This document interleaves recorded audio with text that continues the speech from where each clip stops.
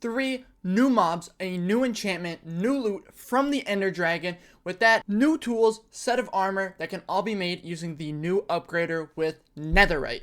The amount of videos I see that are like, the next update will be a rework of the end is a lot. I get a lot of them. And the amount of people that feel you have this whole dimension and this is what you do with it.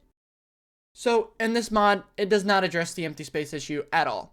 Well, I mean, it kind of doesn't address it. You'll see what I mean. So, of course, I thought to myself, what would be something that could fill up all of that extra space in the end, and for some reason, it didn't go to, let's go and make a biome. Probably because of the fact that I'm kind of lazy like that, but that's besides the point. So I go over to my friend Blockbench and copy the Enderman color palette. Pretty much smack that all onto a skeleton, and that's it, all done. Well, of course not. I gotta import that over to my project, but I can't just make it a rescanned version of a skeleton. There has to be some sort of difference here. Now, what do Endermen do that no other mob does? Die to water! Oh my god. No, I know I know they teleport, okay? I know that. And this is pretty much how I left the skeleton. You can shoot it, spawns only in the end, and that's about it. Until I thought, boring! I need something else here. How do I make this thing teleport if you hit it? That's the idea I came up with. So since all I do is copy and paste code, I had to think, what's something when you hit it teleports? And I sat there, and I sat there, and couldn't think of it until one day, laying in bed on the phone with my girlfriend, they come up with the answer for me. They said, Mr. Banana, the Ender Dragon egg teleports when you hit it, you goddamn idiot. So of course I searched it up. It's a block, and this won't work, but it still got me thinking, what's something that it has to do when hit anyways? Take knockback. So all I did was put the teleport randomly feature into the knockback feature. Since it's a long-range mob, there's no point in it teleporting right to your face, kind of defeats the whole purpose. Now, going from a skeleton to another skeleton, next up is the crying wither skeleton, the first thing I actually worked on in this whole project. So I go over to Blackbench, trying to make a palette that is somewhat close to the crying colors, because I totally forgot you could just import it over. So, smack random dots on the wither skeleton, as always, import it over to my project. So you may be asking yourself, what does this one do? And I'll tell you. Nothing different. It has more health, it does more damage, and that's about it. I'm sorry, I couldn't come up with anything else for it. I felt like if it was just a buffer version of it, that's all you needed. I think it works, you know?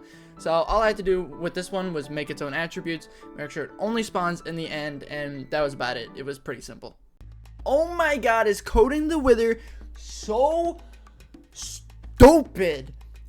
Either I'm an idiot or I am stupid. My first idea was to make it so that it would work with the normal wither skulls, which is the idea that ended up working, thank god, because that was my original idea. But looking into the code, to spawn the wither is actually inside of the wither skull blocks. I thought it would be some separate file that would just go into the blocks. That's what the blocks actually are. Now, if you don't already know this, you can't just go into the code that Minecraft has already made and start switching it all up. So I had to go and make my own skull block. Then I thought, okay, let's just keep this going, and I'm gonna make my own crying skull that maybe the crying wither can spawn when you kill it to match the whole crying obby theme. But no, of course, it doesn't render like a normal block does, so it was just a void block for so long. So I thought, well, never mind then. I'm gonna make it so that when placed, it will then spawn it, just a normal wither skull block. So I was like, that has to work. There has to be a way to do that. So I set up the pattern it has to look out for, so that when placed and the pattern is found, it will spawn my version of the wither. This took me 3 days. Like, the whole mod, besides the wither, took me like maybe 2-3 days in total for everything else.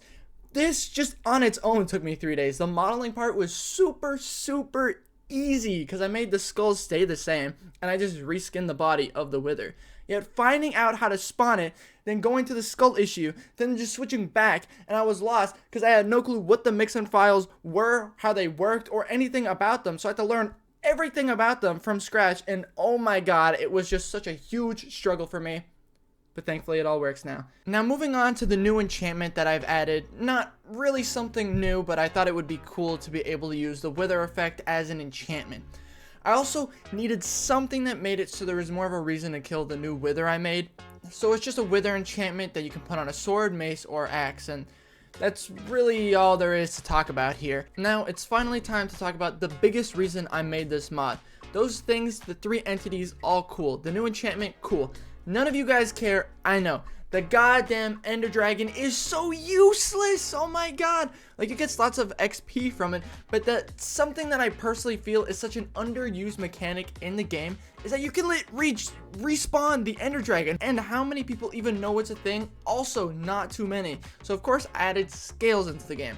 I will talk about what they do in a little, but pretty much each time the dragon dies, it will drop 2 of these scales. Now, with these said scales, you can take 4 of them and some ender eyes to make a dragon scale. Now, with this, you can do 2 things. 1, make a block of scales, boring, or do the much cooler option and make yourself dragon upgrader and use a dragon upgrader with your dragon scales. Now time to showcase all of the tools and armor, with of course the armor being in comparison to netherite.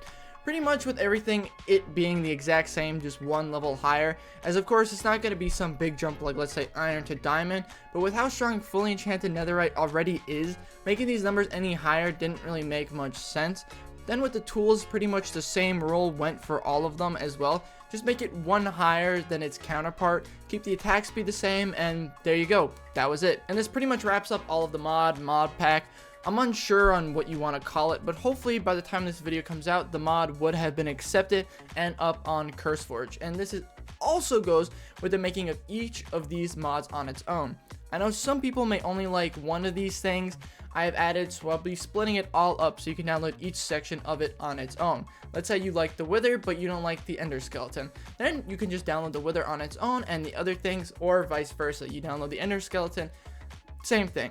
But anyways, thank you for watching, and if you downloaded the mod, thank you for supporting it. Have a good one. See ya.